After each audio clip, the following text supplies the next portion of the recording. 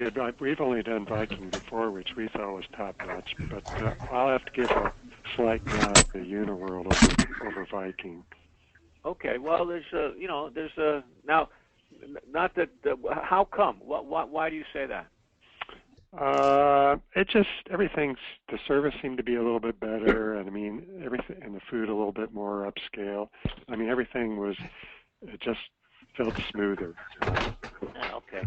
And Mike, it's Schaefer. I'm on the phone as well, and I can comment on the river cruises.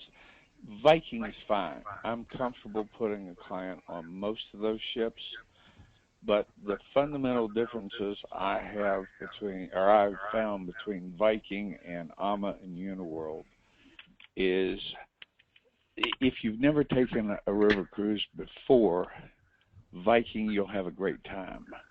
But once you get on AMA or Uniworld, you'll notice a difference in the quality of the food, the quality of the service, and the crew overall. You'll also notice a substantial difference in the quality of the excursions off the ship. And the final difference is you look at the new Viking ships, and as I recall, they each carry 196 passengers, but the hull is the same size as the new AMA and Uniworld ships, which means there's more space per guest on board the Uniworld and AMA cruises, and more space in the staterooms. That's and Bob, I'm going to say this because you know better than I do, but is that a fact? That are they the same size? Because Viking went by me and it looked like it was larger to me, but only by looks. To get through the locks, they are. I don't remember exactly the width, but I think it's like 37.5 feet wide is the maximum, and 343 feet long. And that is the standard. They can't be any bigger than that. And so all of the new ship builds are built to the maximum size. And so the new Viking, quote, long ships are the same size as the Amacerto that you were on. The primary difference is the new Viking long ships carry 196 guests, and the Amacerto carries 162. And so the difference, and they both have the same crew, same size crew, which means you're going to get more attention as an AMA guest than you would as a Viking guest. And you're going to have more space, both in the public areas, and your staterooms will be slightly larger. Hey, Bob, I'm going to interrupt you just for a second. I just want to make sure, Annette, that you called in on a U.S. number. I did. Okay, Thank you. That's all I want to find out. Okay, good. Yep. Well, that's good information, Bob. And, again, that's what this is all about, is sharing that kind of stuff. And then, is Avalon is the top line. Is that correct? Not necessarily. No, I wouldn't say so. I'd put Avalon between Viking and Uniworld and AMA. I'd put Uniworld and AMA at or near the top, but if you really want to go deluxe talk, I would look to first. Who was that, Bob? Talk. Okay. Hey, listen. I don't want to sound like a broken record here, but I want to make sure that Phyllis is calling in the right number. I think there she's on her computer now. Okay, good for you, Phyllis. Excellent. Okay, great. And Joe B. I got to say Joe B. because I don't want to let everybody to know, but I have a special report going out to Joe B. on how to fix your password in less than 4,000 strokes. So special report. Be on the lookout. I'll watch for it. 4,000 or less, you can change your password within 8 days. It's a beautiful thing. Okay, good to have you, Joe. Thanks. Okay. Okay, well, listen, the reason you just came in late, perhaps, I just got back off of an AMA cruise, first one, and I was just absolutely a big fan now. to the point that I was telling somebody this morning that if I go on an ocean-going cruise, which are really cool things too, it'll seem like initially it'll seem like a step in the wrong direction because you're just so pampered and so so used to the small group. We met some great people, of course, and the crew was just fantastic. It really was a super duper experience. So what I'm going to tell you guys, a third party endorsement is always valuable. Well, members of the Inner Circle, if you ever talking to a client and you're hyping up a river cruise and they're kind of looking at you skeptical-wise, have them call me. Let me be the third-party testimonial without any strings attached, because it really, really was a very, very special event. And I'm going to share this story with you, and you might be able to take this one home with you. We got off the ship on Wednesday morning. Now, this is a customer service lesson here, perhaps, but we got off the ship Thursday morning, and it was Wednesday morning. And on Tuesday night, we were down in Budapest, and after dinner they did the river cruise. They pushed off again, and we went up and down the river and saw the lights, and it was really a very special thing. They played Enya music, and it was just fantastic. So my wife talks to the hotel guy, who is leaving the next day on vacation, and a new guy is coming on. And my wife says, this was the greatest week we've had in such a long time. We loved every second of it. And the guy said to her, now we're leaving. We're yesterday's news now. He said, are you flying home tomorrow? And we said, no, we're going to spend the day and the night in Budapest before going home. He goes, well, why don't you come back tomorrow night? Now, remember, we're gone. We're the next morning, we're history. He said, why don't you come on back the next night, and we're going to do the river cruise again before we head back up the Danube. So I said to him, what a great, gracious offer, but it's not just the two of us. There's 6 of us, me and my 2 friends, and plus we met a couple. And he said, well, bring them.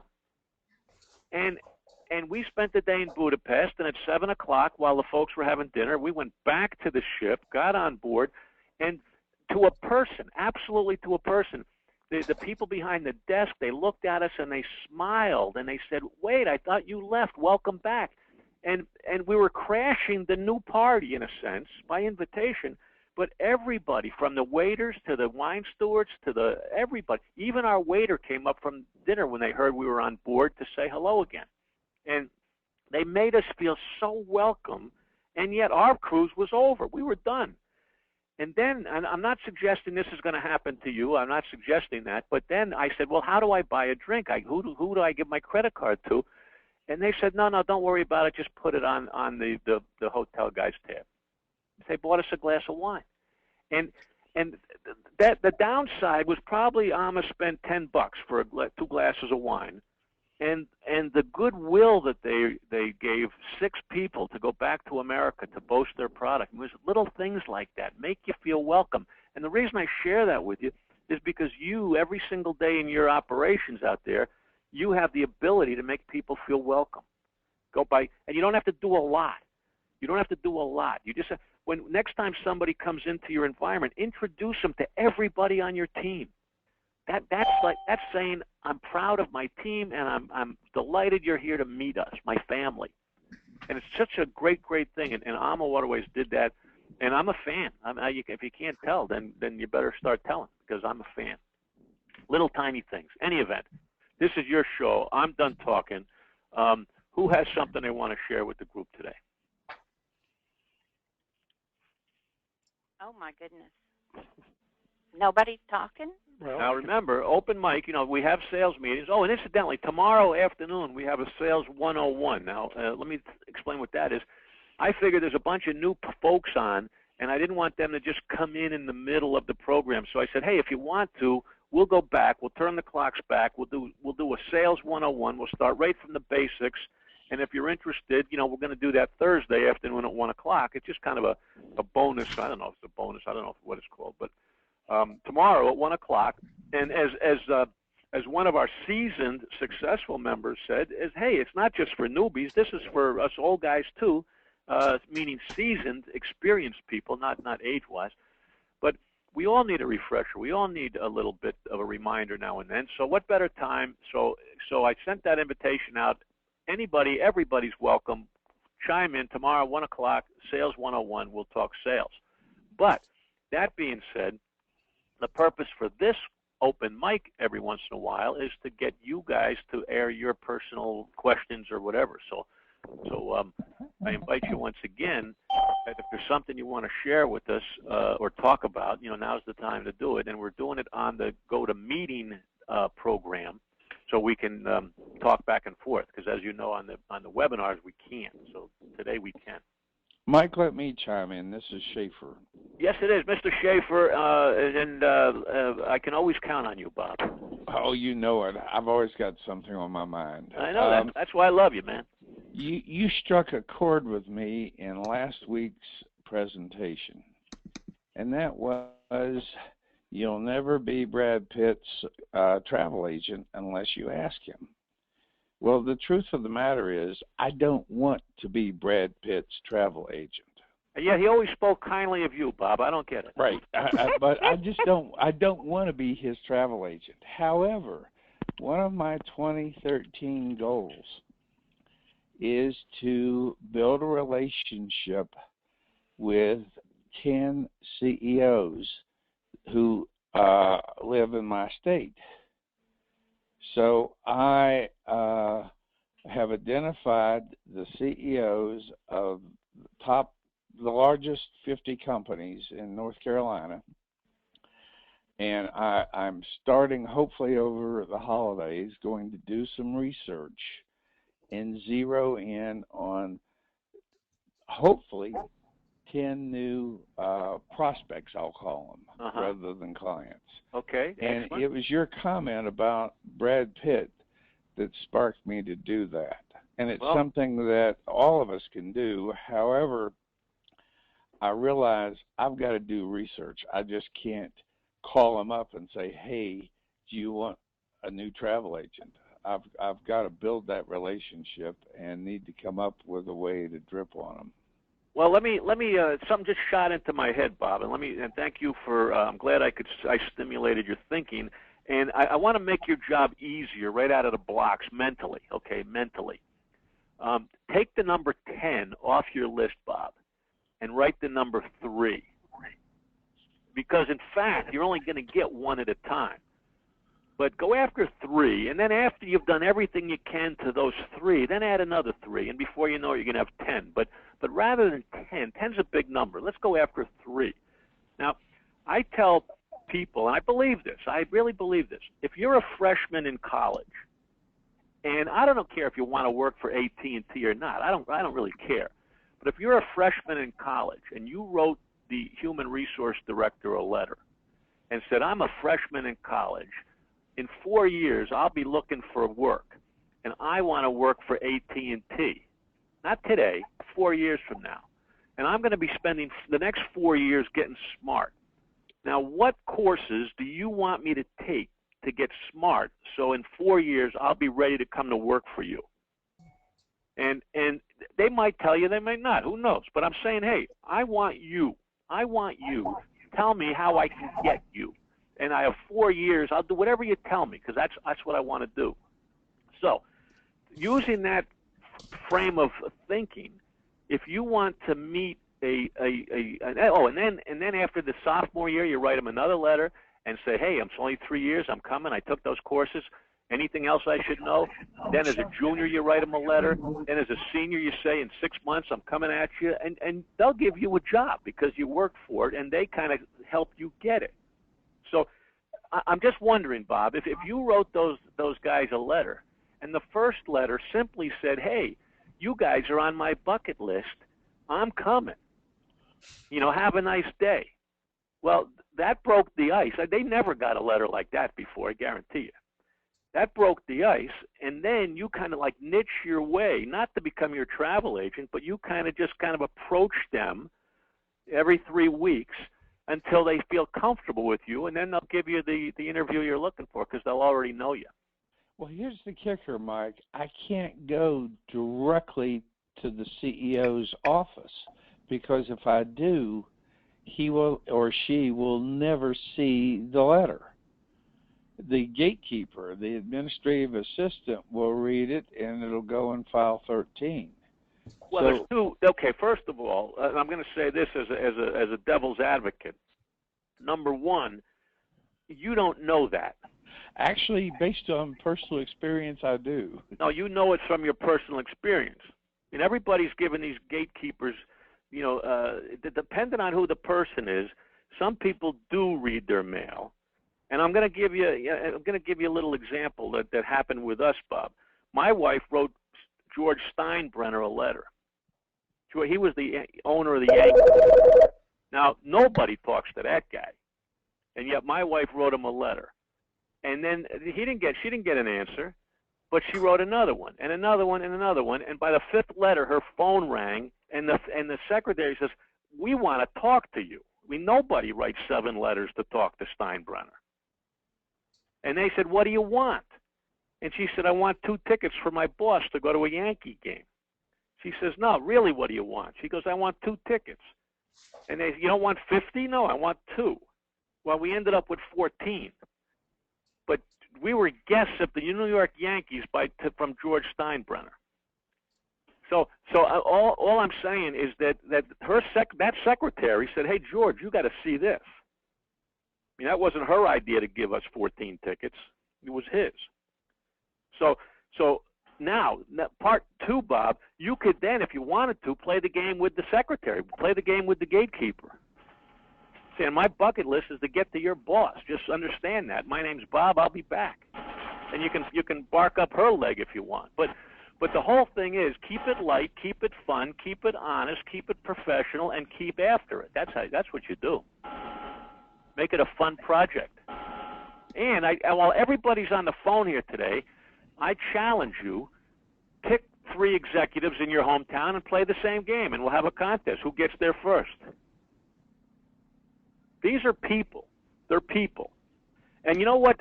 Remember a couple of weeks ago, Bob, they had the president had his awards again, and who was the guy on Mrs. Robinson? Who was the guy? Dustin Hoffman. Yeah, he got an award, didn't he? Yeah, he did. And he got an award, and there was some singing group up there too. And what Dustin Hoffman was up in this box with a ribbon around his neck, sitting next to Michelle Obama, and this singing group went on, and everybody started clapping and jumping up and down. And Dustin Hoffman said, these are people too. They're just people. I mean, they call them celebrities. They call them, call them whatever, executives. They're just people. And we forget they're just people. And they're approachable. They are. Everybody is approachable. Why? Because they are just people. And people like the same things. I mean, they're people. So I say accept the challenge. It's not going to be simple. It's not going to be easy. Everybody's not going to write 7 letters. Most people write 1 and quit. I mean, that's the way it goes. That's the good news for us. But my money's on you, Mr. Schaefer, but pick 3. Pick 3 and then make it, build the list to 10. And then my money, a year from now, you're going to say, I got 4.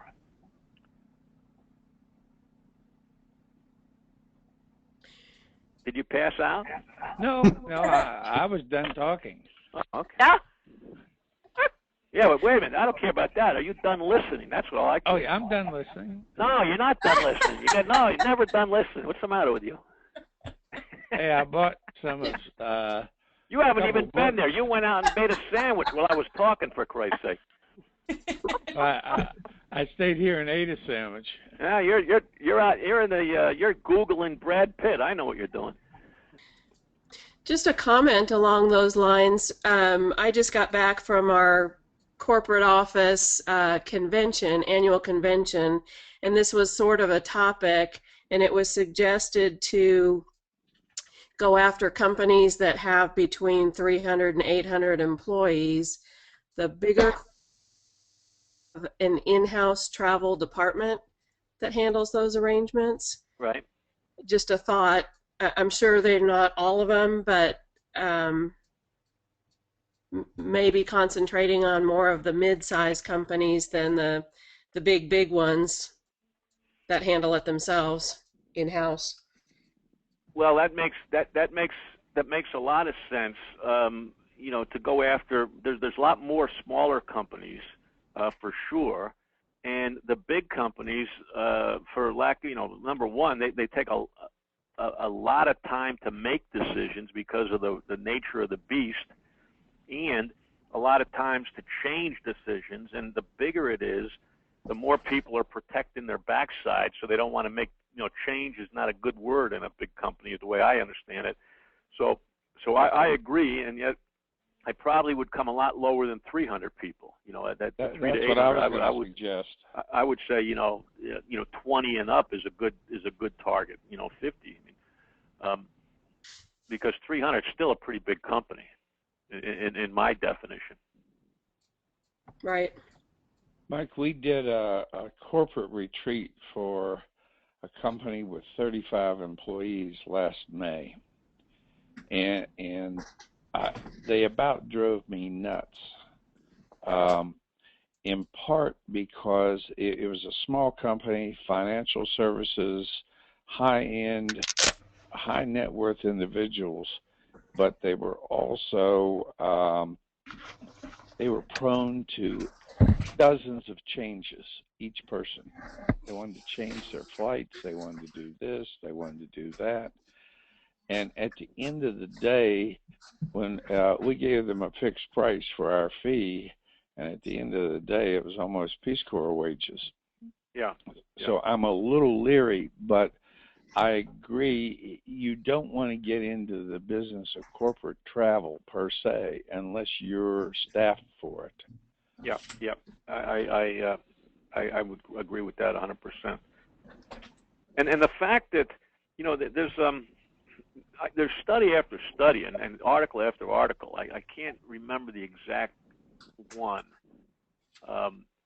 But people, they do make changes at the last straw. So the fact that somebody is totally happy with who they have doesn't mean they're going to be totally happy forever.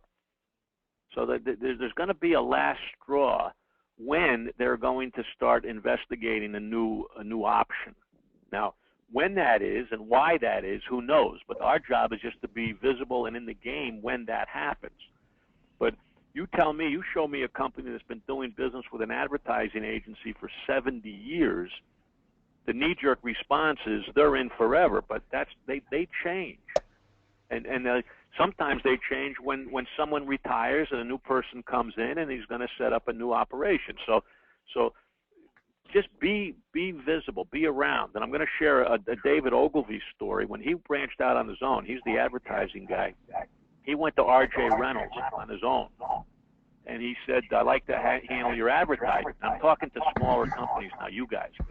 And he said, the R.J. Reynolds guy says, "Well, your competition just was in here yesterday, and they're going to put 35 people on our account." He kind of said it smugly. "We're going to put 35 people on my account, Mr. Ogilvy, so what are you going to do for me?" And David Ogilvy looked at him and says, 35 people? He said, "Holy cow." He says, "How about if I put one good one on the account?" And he got it. He got it. So again, it goes back to that people thing. A big competitor has 35 of you, people, just people.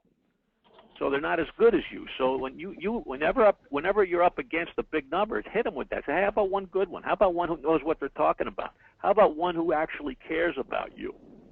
How about one who's going to put your account on top of the list, not in number 700?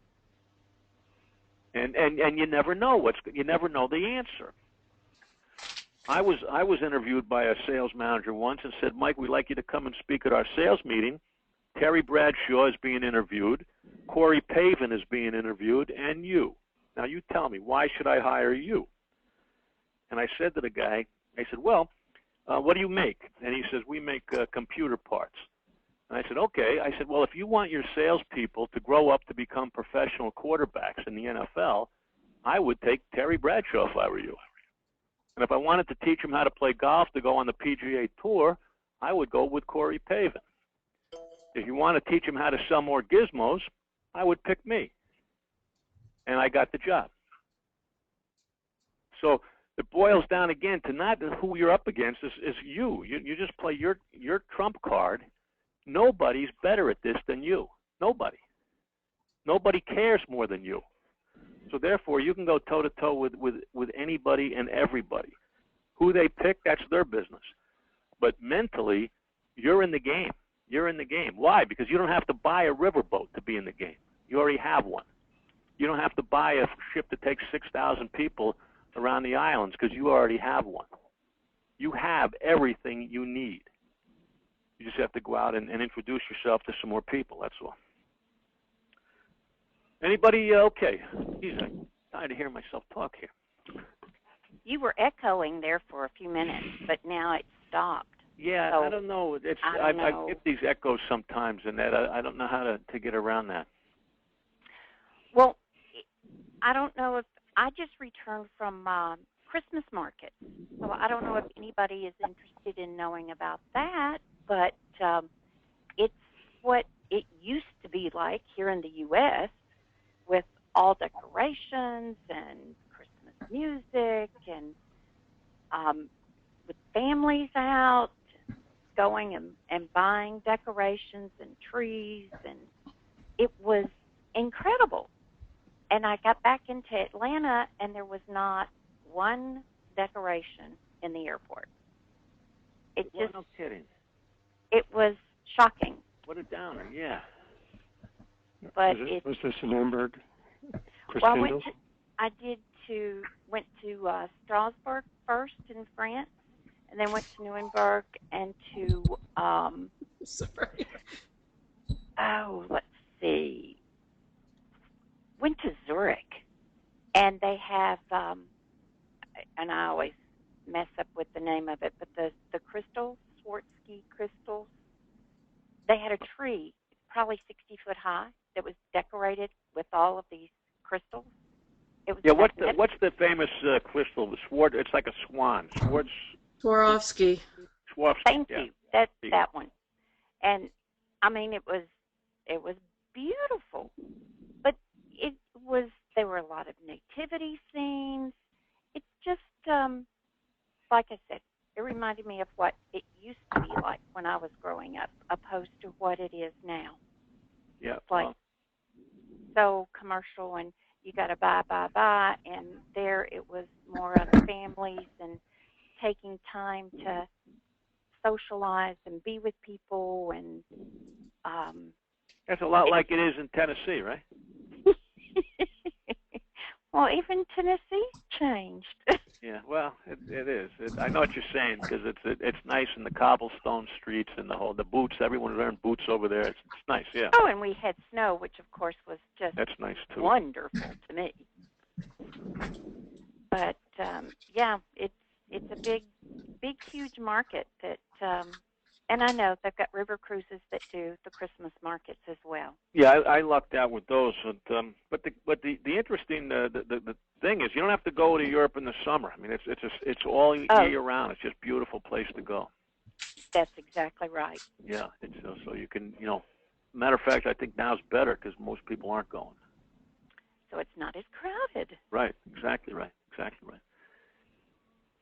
Anybody have any questions or want to ask for other people's opinion on how to do something?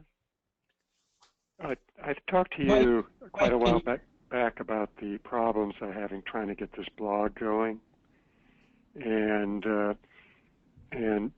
set down at dedicated times like you mentioned, but still just wasn't working out too good for me. And I came up with the idea. I'm really into photos, and we've been putting them on Facebook and so on. And when I was on this last trip, every day, not necessarily the same day, but we kept it. I would put something up every day, but starting maybe about a week after I finished the trip, and wrote a little bit about what happened that day and put the photo up. And this way, things seem to flow better for me. And now, once I have all the pictures up from that particular cruise, like the river cruise, then I will move them to an album on Facebook. But there'll be an extensive write-up on each of those pictures, and that seems to be working better than a blog for me. Well, you know what Nolan Burris is doing, and I adopted it from him, is that if you take a single picture, you go to Nolan's Facebook page, I think, or if you even go to my Facebook page, you take a single picture, and then you put a message on that picture. And Nolan, I think, has a series of them that he says you can use. For example, let's see, I'm going to misquote this, but he says, "A vacation is like a person in sunglasses. It looks really cool until you stumble into something," or something like that. But it's a photo and then a message. It's kind of like a poster. And he has them, and you can use his. So I would suggest go to Nolan Burris' Facebook page and see what I'm talking about. It's a picture. Now, Arvid, you could do the same thing. You could take your picture of a scene and then put a message on it. And what's happening today, and it's just the way it is. It's not good or bad. People today, their attention span is like 17 seconds. All right? Their attention span is very, very short. So you have to get into their world, get their attention, deliver a message before they're going to erase you. That's just the way it is. Now, photos, pictures, get people's eye contact. I mean, if you show me a page of text, my eye's not going to go to any one place on that page. But if you show me a picture, it's like a magnet. Your eye will immediately, you test it yourself, your eye will go to that picture. So, if that's the case, when you have a picture, doesn't it make sense to say something of value once your eye is there? Now, you go to your newspaper and you see some guy in a suit and tie, some dumb-looking picture, and it says, Mr. Smith. Well, big deal. Who cares? But if you had said, Mr. Smith just got back from Budapest and won the Budapest lottery, or whatever you want to say, you would read that because your eye goes to the photo, and then you will read what's under the photo. So my point, Arvid, is instead of writing a blog of 400,000 words, put a picture and then say something. Just not a whole album. I'm not going to go through your album. I don't. It's like going through Little League pictures. I'm not going to watch your Little League pictures. Yeah, I do. I post. They go on my timeline on Facebook. So yeah, but you do one picture and a message. Bingo, you've accomplished what you want to accomplish. Well, that's essentially what I'm doing. But then later on, so they'll be grouped, I can go to my timeline and actually they'll stay in my timeline, but I can actually put them in an album. So if somebody wants to go look at the whole trip all at once, they don't have to go down the timeline. They can go to the album. Got you. Okay. So they'll be in both places. Yeah, but the grabber is that one picture, and the hard part is to come across with a caption that grabs people's attention and gets them thinking. Right. And shows your personality. That's what you want. You want to say, what's the reason of a blog? Not to show me how smart you are, it's to get me to call you. Well, that's what I'm trying to do. Say, hey, I'm going on a vacation, Arvid. Can you help me? Yeah, I'm trying to put out little tidbits of information with each one of these pictures to give them some information about the trip and show that I have some expertise. Bingo. Okay, that's great. That's good. That's excellent. Have you thought about doing anything with Pinterest? I'm signed up for it, and I have been, haven't worked with it that much. Okay. Well, I haven't either. I was just wondering, since that's more picture orientated. It made me just think of something. I don't know. I've heard about it. I know what it kind of does, but I really don't know much about it. Maybe I should go find somebody who knows something about it, and we can have a session with them. That'd be the Inner great. Circle Pinterest session. Everybody's been talking it up. I got a suggestion there, Mike, if you got a second. Yeah, go ahead. Who's this? Rob Bulger. Hey, Rob. Okay, cool. Good to see you, man. Yeah, what do you have on it? Yeah, no. Well, I mean, it's like everything. It's the same philosophy, I think, and I mean, it's just my take on it. It's the same philosophy as you always say, that you can't be everything to everyone. It's the same with social media. I mean, if you feel more comfortable with Facebook than you do with something else, I mean, I personally think it's better to be good at one thing than to be shitty, sorry, excuse my language, at 10, It's Hold on one second, Rob. I got to explain to Annette what that means. No, she's from Tennessee. You know, they don't talk like that there. Hey, Rob, can you pick up the phone? Are you on speakerphone? I'm on my computer there. Ah, okay, all right. It's a little bit dull, but I hear you, and I'll explain to Annette what that means later. But anyway, Mike, they do talk like that in Tennessee. Oh, they I do? guarantee it. And she will too. okay, No, sorry, Rob. Go ahead. No, there's another thing with if you wanted to try it with, I'm not sure which type of blog that Orbit has there, but there is a way that you can schedule your posts so that your pictures will post themselves. So what that means is that you could sit down theoretically for a week, a month, whatever, and you could put your comments on 1,000 pictures, and you could schedule it so that every 3 days it posted on your behalf. Oh, like an autoresponder, like a scheduler. Okay, Yes. Cool. Yes. Yeah, I'm doing that on our If Facebook you like ones. taking pictures and you can communicate like that, that's a great way to get the message out, you know, about your business. Very cool. And Arvid, you said you were already on top of that, right? Yeah, it's very easy to do on Facebook. And Facebook. That you can time your submissions in Facebook. Is that right? Yeah. Okay, cool. yeah, there's a little when you go to do a post, there's a little clock symbol off to the left, and you click on that to schedule your post instead of just posting it.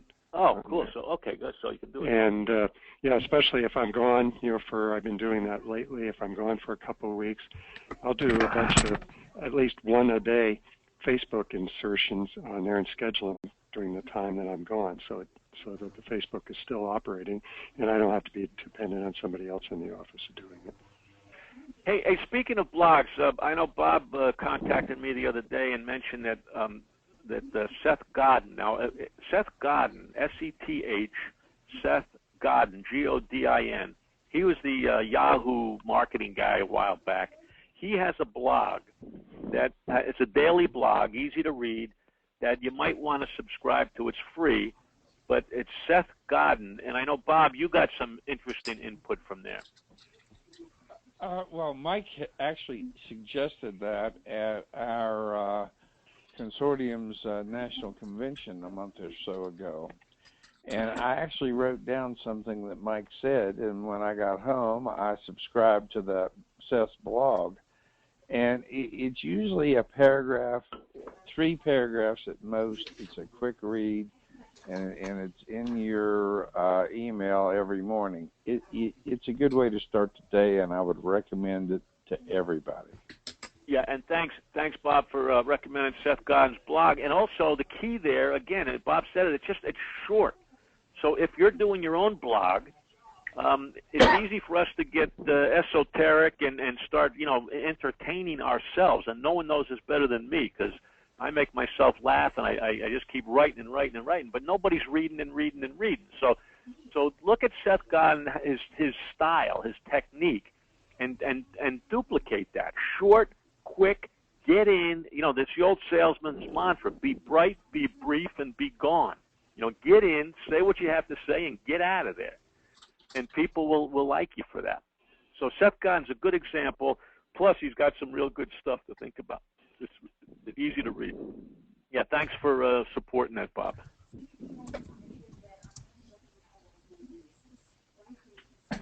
Hey, what I did yesterday, during some dead space here, there's a lesson there, but we won't go into it now. I sat down at my computer and I just jotted down a quick thank you to some people that crossed my mind. One of them was from Hertz, which used to sponsor one of my deals. Haven't worked with them in over a year. And I just said, I said something like this. I said, you know, this is the time of year where I pause long enough to reflect on the people that I know who made a difference in my life. And that happens to be you. And I want to, on behalf of myself and my family, I want to thank you. And that's all I said on the email. Well, Yeah, I was really surprised at how many came back. And one from Hertz, they said, "You made my day," and you love it when people say that. You made my day, and I made their day by taking 10 seconds out of my day to say thank you to somebody. Now, it goes hand in hand with our Note Card Friday approach, but you can do this afternoon, and I challenge you to do this. Write 3 sentences on an email and send it to somebody from the heart, and it will make their day. And it will help solidify you as the cool person you are in their life. And just do one this afternoon. Just see what happens. I'm going to tell you what's going to happen. They're going to write back and they're going to say thank you so much, because everybody's so busy. So now, and the reason you do it now is there's still 2 weeks before the onflux. You know, everybody's going to jump on the bandwagon the week before Christmas, but now there's still some time for them to read it. So I think that's a good suggestion. Mike, can I make a point about that? Yeah, Rob, go ahead. Yeah, no, that's a great point. It reminded me of something, and you had said it earlier, and it's such a good point when you were talking about caring. And it brought me back to when I first joined the travel business, and I'm retired military, and I mean I've only been in it about 1.5 years now. But I remember when I first got into the travel business, I listened to this guy talk. I'm no longer with him, but I listened to this guy talk, and he spent about 30 minutes talking, and in that 30 minutes, he spent 30 minutes telling us, a room full of people, how to look like we cared about something. And after about 30 minutes of hearing that, I put up my hand and I said, you know, wouldn't it just be easier to care, you know? And my point with that is that you know, I think that's exactly it. I think that people just want that genuine feedback, that letter, that email, that little thing that you're talking about. I mean, as long as it's sincere and as long as it's not a marketing approach and it's just a, hey, you know, that actually did mean something, I don't think that there's anything wrong with that. No, and then thanks for supporting that. And the key there, and people can tell, is the word sincere. If you're sincere, people can tell that. If you're fluffy, then they can tell that. And unfortunately, too many people in the sales industry, the sales game, are the overcome the objection type, the upsell type, the closing type. So when you come across as a refreshing human being, people will notice that. You have to give them credit. They do. We notice the real deal. We appreciate the real deal.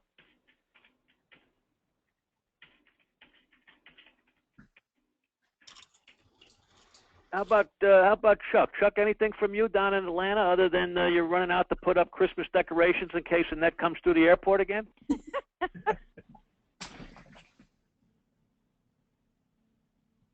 Nothing there. Okay. Chuck's gone. I was going to make a comment. I think Chuck's out Googling Brad Pitt. I was going to make a comment about persistence, Mike. Yes, please. You know, you had always said you have to touch people 10 times before they respond back. And as a testament to that, it took you about 10 times asking me to sign up for the inner circle before I actually did it. So there's definitely truth in that. You know, there's a lot of benefit of being a real pain in the ass, right? Well, you know, you get the first one or two and you're like, oh yeah, that's a great idea, I should do that, and you put it aside, and then, you know, a week later, a couple days later, here comes another one, and yeah, that's really a good idea, I should do that. Well, thank you for not throwing me into your spam filter, I guess is what I'm saying there. But here's a thought, and you guys can do the same thing. Everything I say to you, everything that I've tried, and I've tried everything, folks, and it doesn't all work, we know that, but everything I try, I say it so you can stimulate your thinking, so maybe it can make sense in your world. But be prepared. I'm giving you a little heads up there. I'm going to write a letter to the Inner Circle members. We have a little over 100 now, and I'm going to, we raised the price, so therefore there's a price increase, whatever that means. But I'm going to approach you guys one of these days to pass the word on to your fellow people, the ones that you're not competing directly with, and I'm going to offer, kind of a referral deal, like a special price for your friends, just to see if anybody's listening. But I tell you that because you can do the same thing.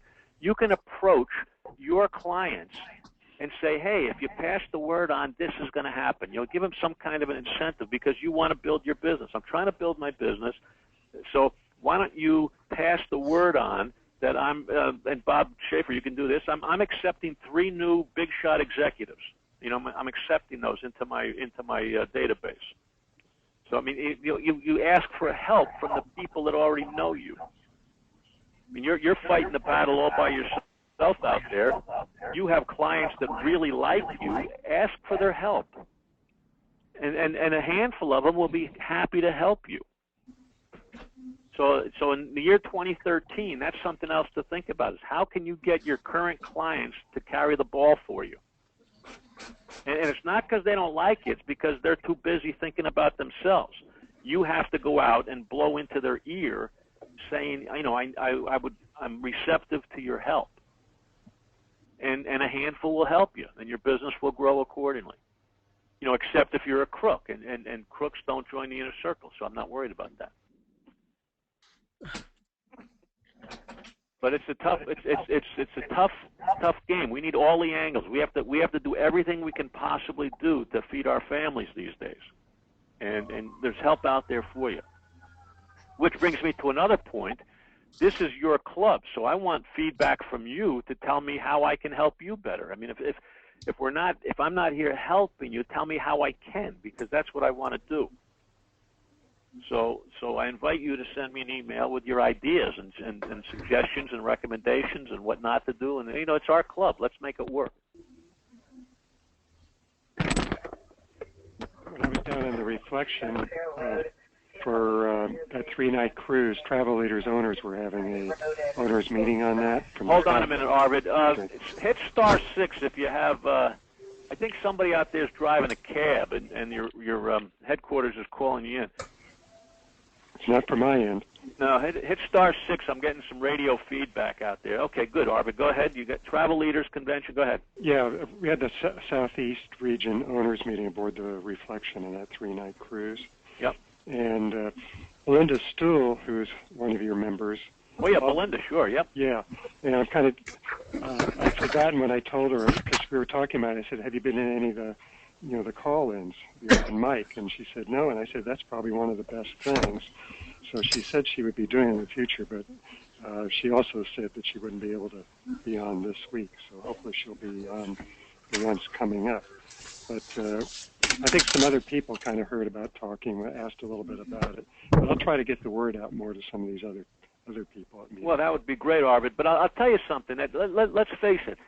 Once the bell goes off, 8 o'clock in the morning, you guys are busy. You're off and running. You got things to do, and pausing at 1 o'clock in the afternoon. I mean, that's not always easy. So I'm hoping that some people go find the time to go back in and catch the recording. I don't know if they do or they don't, but that's why we record it. So never apologize for not being able to show up live.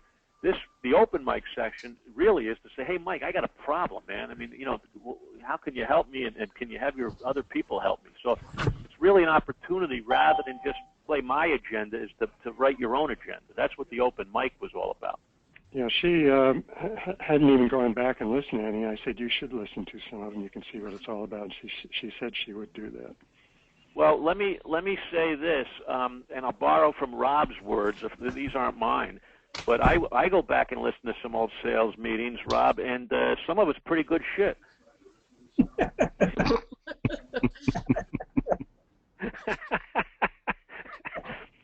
Well, this has become an X-rated call here, for heaven's sake. Some more stuff on the Reflection. I haven't been on a celebrity cruise since August of 2010, so over 2 years. Yeah. And we've done a lot in the past. And I was really surprised, even though we've been on 2 Solstice class ships before. I think they've really upgraded even another step as far as the quality of food and service aboard the ships. I mean, some of the food that we had at the main restaurant was better than a lot of specialty restaurants I've had on other cruise lines. Hit *6 if you have background noise there, please, to mute yourself.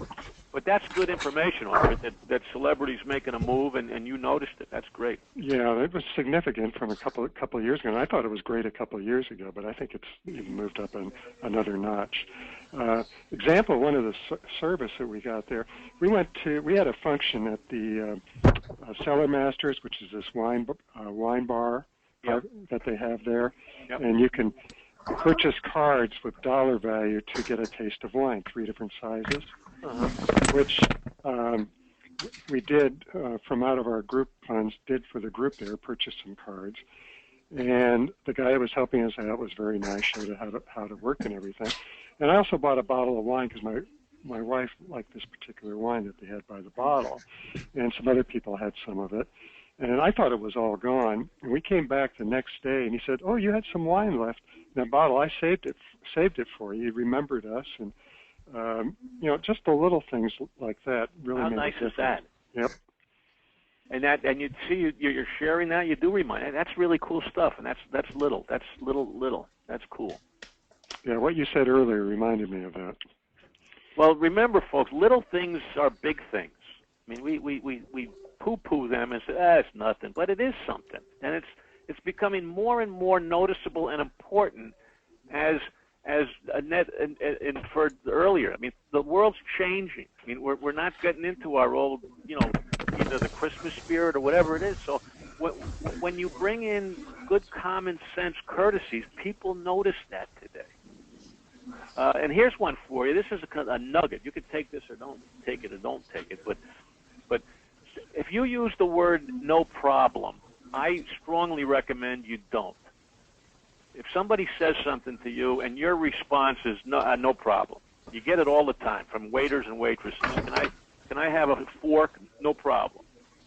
I mean, to me, that's not the way to answer. You absolutely, certainly, you're welcome. I mean, these are words that people will hear.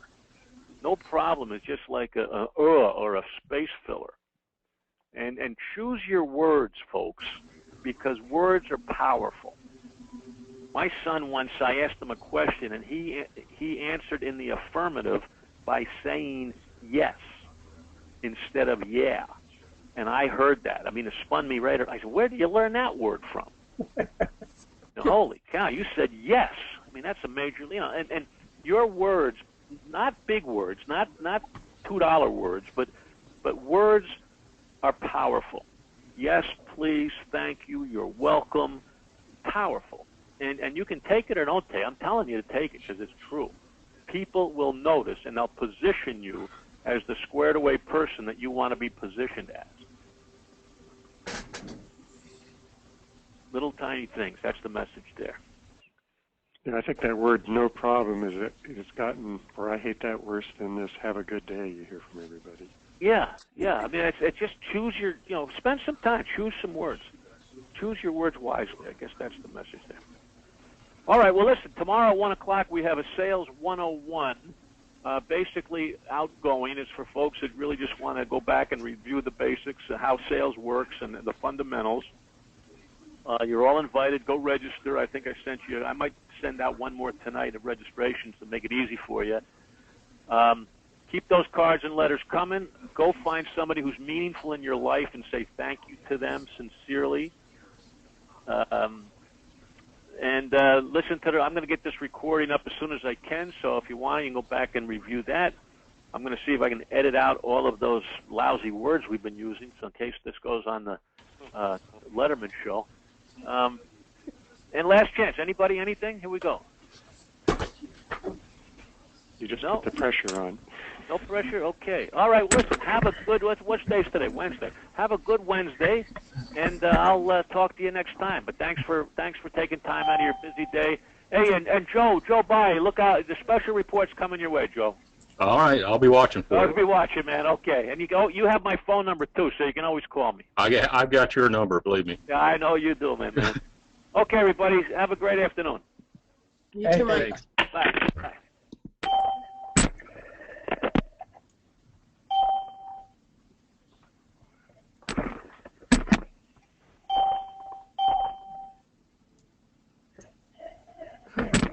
Oopsie. Yeah.